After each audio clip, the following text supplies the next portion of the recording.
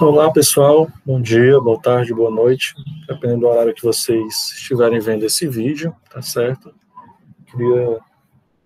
Espero que todos estejam bem, que nós possamos, em breve, poder ter as nossas aulas de novo presencialmente, tá certo? Então, nesse vídeo de hoje nós vamos estar entrando no novo conteúdo, vamos estar começando o estudo do verbo, tá certo? Dentro do conteúdo preparado para o 7º ano. Então, vou compartilhar com vocês aqui a minha tela, para que vocês possam acompanhar o conteúdo, tá certo?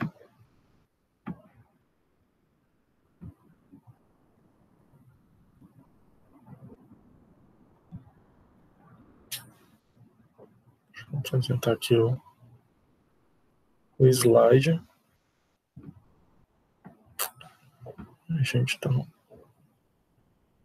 Vamos lá.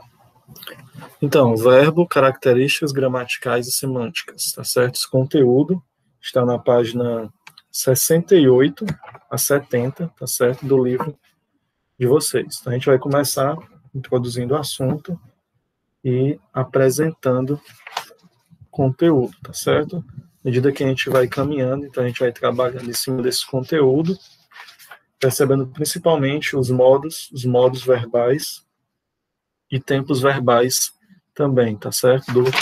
Do pretérito, nesse primeiro momento. Então, deixa eu passar aqui para vocês. Nós vemos assim, ó. Você já viu que os verbos, além das flexões de tempo e pessoa, também se flexionam para expressar diferentes atitudes do falante em relação àquilo que fala, contribuindo para o sentido do texto.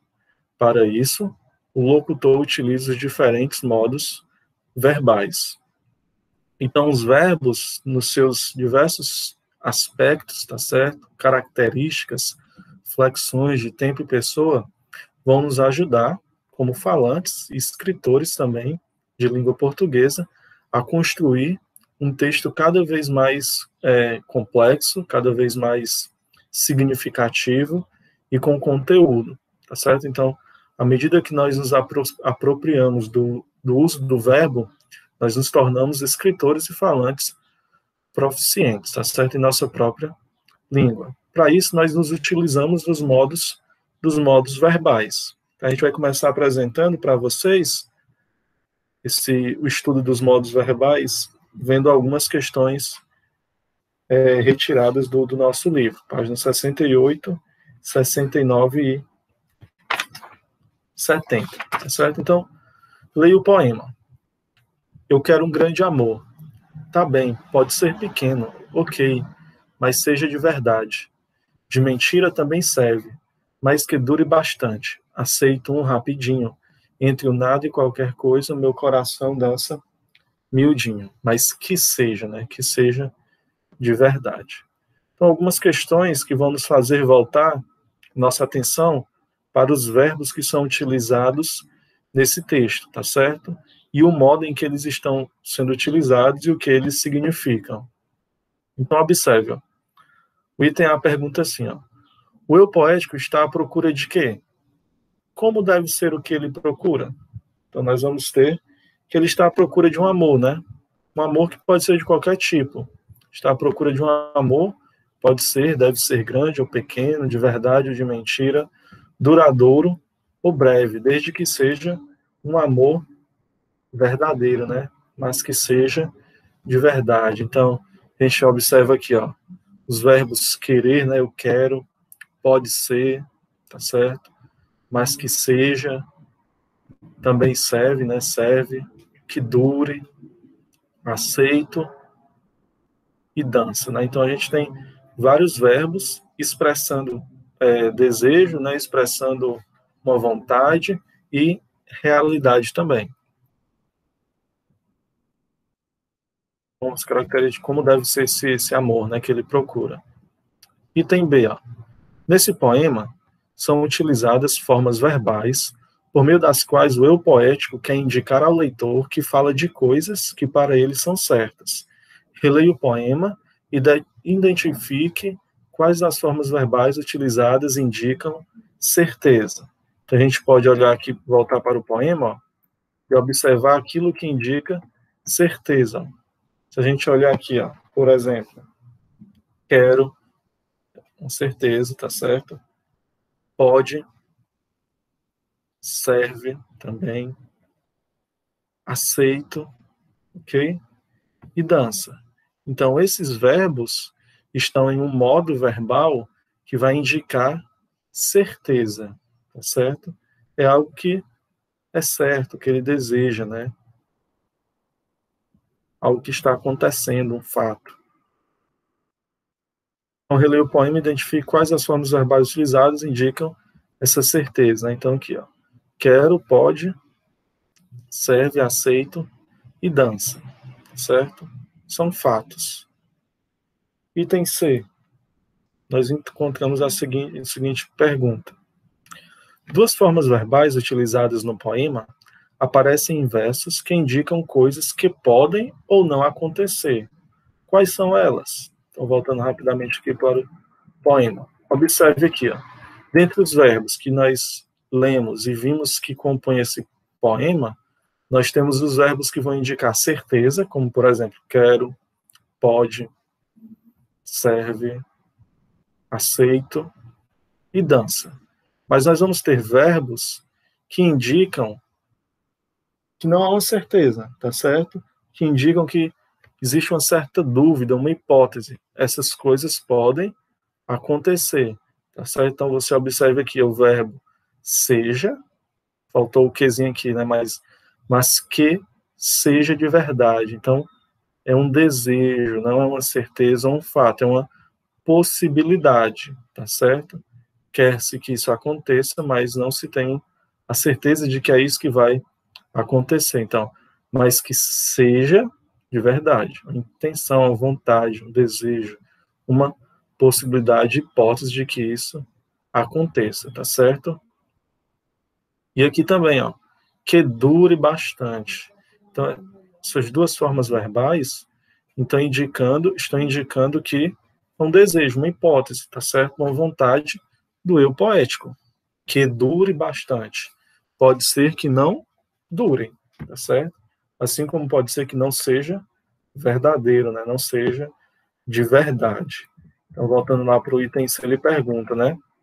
Duas formas verbais utilizadas no poema aparecem em versos que indicam coisas que podem ou não acontecer. Quais são elas? Nós dissemos, né? Seja e dure. Então, a ideia de nós observarmos esses verbos é entendermos que eles estão em modos verbais diferentes. Nós vamos definir já já. Nós estamos preparando, estamos apresentando o conceito para que vocês entendam. Ó. Um desses modos está indicando uma certeza, um fato, tá certo? O outro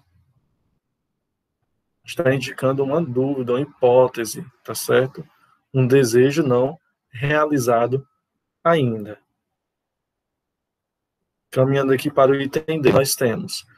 Você considera que, ao utilizar essas duas formas verbais, o poeta quis expressar dúvida, uma condição ou um desejo de que algo realmente aconteça? Então, seja e dure. Olhando para essas duas formas verbais, na sua opinião, você acha que o poeta quis expressar dúvida, uma condição ou um desejo de que isso realmente aconteça? Parece que seja um desejo, né? A gente olhando para o que ele está querendo, que seja verdadeiro, que dure bastante. Então, um desejo do eu lírico desse poema, certo? Vamos caminhar e ver mais dois exemplos na segunda questão. Então, nós encontramos ler essas chamadas para matérias da revista Galileu. Então, nós temos conheça o aposentado que já fez mais de 2.000 telescópios. E o segundo, entenda a briga entre os dois maiores caçadores de aurora boreal brasileiros. Então, nós vemos o seguinte, ó, principalmente olhando para os verbos conheça e entenda, para essas duas formas verbais. Vamos tentar perceber o que eles indicam, se certeza, hipótese, desejo, ou uma orientação, tá certo? Uma ordem. Vamos tentar perceber isso aqui. Ó. A gente já vai ver que eles já estão em um outro modo diferente da questão anterior, onde nós vimos um modo da certeza, do desejo, da hipótese, né? E agora nós vamos ver o modo do conselho, da orientação, até mesmo, em alguns casos, da ordem, tá certo? Então, aí tem a pergunta assim, ó. Nessas chamadas aparecem duas formas verbais que não exprimem nem certeza nem possibilidade. Essas duas formas aqui, ó, conheça e entenda. E sim uma orientação ou pedido que se faz ao leitor. Quais são elas? Como eu disse, conheça e entenda.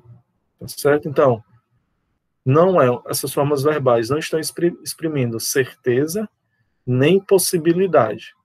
Nem certeza nem possibilidade, mas uma orientação. Então a gente já está vendo que existem três modos aí, ó. Um utilizado para indicar certeza, outro a possibilidade, e um outro a orientação, a ordem, o pedido. Observe o item B.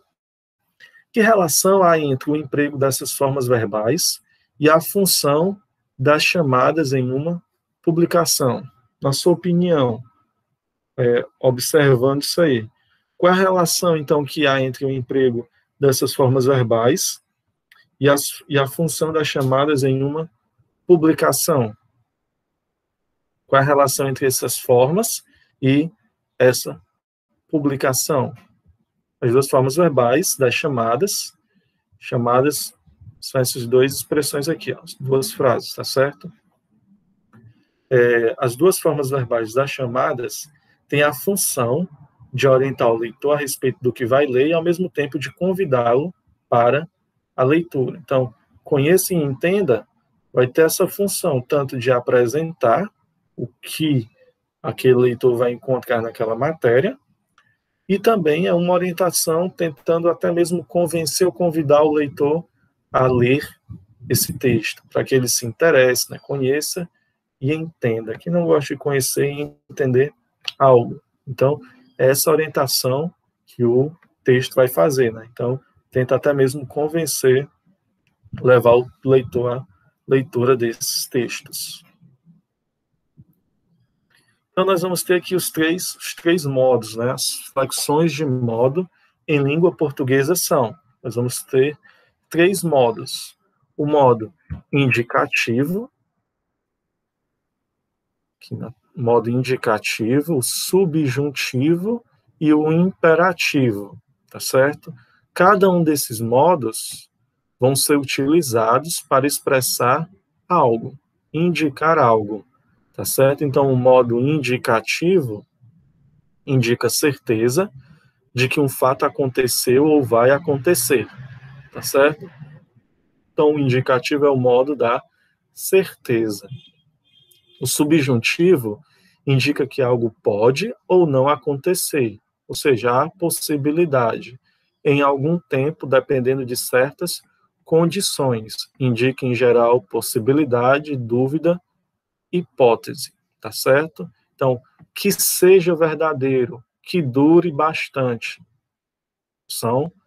Indicam essa possibilidade, dúvida e hipótese. O indicativo, eu quero, danço, eu corro, tá certo? Pode. Então, são certezas. E o modo imperativo, a exemplo da segunda questão, expressa ordem, conselho, pedido, convite, orientação e proibição. Tá certo? Expressa ordem, conselho, pedido, convite, orientação e proibição. Então, vai expressar todas essas ideias, né? Pode expressar todas essas ideias: ordem, conselho, pedido, convite, orientação e proibição. Vejamos essa questão, ó, e a gente vai responder essa questão e as outras vocês vão responder em casa e a gente vai corrigir semana que vem, tá certo? Primeira questão da página 69. Aí tem o texto que vocês devem ler e com vários verbos sendo destacados, tá certo? Como, por exemplo, disse, entendeu, perguntou, entendi, chutou, sorriu e disse. E aí a gente tem as questões baseadas nesses verbos destacados nessa matéria de jornal. Então, observe, considerando o título da notícia, a explicação do jogador, o que você imagina que o juiz perguntou ao atacante? Então, foi um lance em que o jogador Luiz Fabiano dominou a bola com auxílio da mão, né, do braço, isso é considerado infração dentro das regras do futebol, e aí o juiz chega para ele e pergunta algo, né? Aí o Luiz Fabiano diz, né? Ele me perguntou algo que eu não entendi. Então, tendo esse contexto, observando esse fato, considere o título da notícia que eu acabei de ler e a explicação do jogador. O que você imagina que o juiz perguntou ao atacante? O atacante Luiz Fabiano disse que após o polêmico gol contra a Costa do Marfim, não entendeu nada do que foi perguntado pelo juiz Stefano Lanoy. O que esse juiz poderia ter perguntado? O juiz questionou uma resposta, né? Possível, tá certo? A gente pode imaginar outras. O juiz questionou o jogador sobre o uso do braço para auxiliar o domínio da bola. Ação considerada infração se for intencional. Então, isso é uma possibilidade. Você pode dizer, por exemplo, que o juiz perguntou se a bola realmente bateu no braço do jogador, ou se o jogador teve a intenção de dominar a bola com o braço, tá certo? Então, são possibilidades que podem ser utilizadas. O item B. As formas verbais destacadas no corpo da notícia estão no passado. Por que esse verbo é tão presente em notícias? Então, se a gente vê, por exemplo, disse, entendeu, perguntou, chutou, entendi, sorriu e disse mais uma vez. Então, você observa que todos esses verbos estão no tempo passado, tá certo? Por que isso acontece?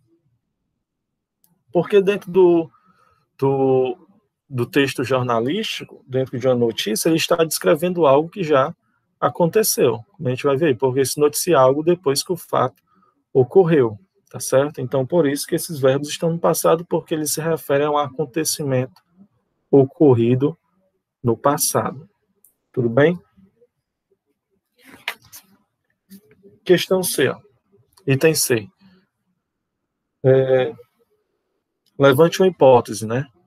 Por que aparece no título da notícia uma forma verbal no presente? Se o texto está todo no passado, os verbos estão no passado, por que no título da notícia diz assim, ó, ele me perguntou algo que não entendi? Observe que perguntou e entendi estão no passado. Aí vem assim, diz, no presente, Luiz Fabiano sobre juiz. Por que não é disse Luiz Fabiano?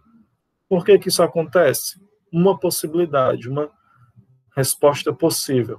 Então, os títulos de notícias costumam apresentar verbos no presente com o objetivo de trazer o fato para mais próximo do leitor, procurando provocar a impressão de que está no local no momento em que ocorre a entrevista, tá certo? Como o fato aconteceu no passado, mas a notícia está no presente, está sendo dada naquele momento, então no título ele se utiliza, o autor dessa notícia utiliza do tempo presente para aproximar o texto do seu leitor a quem se pretende informar e noticiar, tá certo? Então, essa é uma possibilidade, essa seria uma hipótese. Por que esse texto está escrito, então, no presente?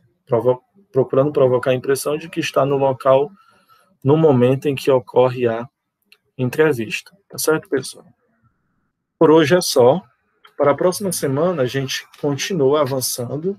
Vocês vão fazer as atividades, nós vamos corrigir e também entrando já no conteúdo de pretérito mais propriamente dito. Observem que nós temos os 3 modos e cada modo indicando uma informação, um sentido, expressando algo, tá certo? O indicativo, subjuntivo e o imperativo, atente-se a isso, e vamos começar a enxergar também o tempo. No primeiro momento, o tempo passado, né, o pretérito, tá certo?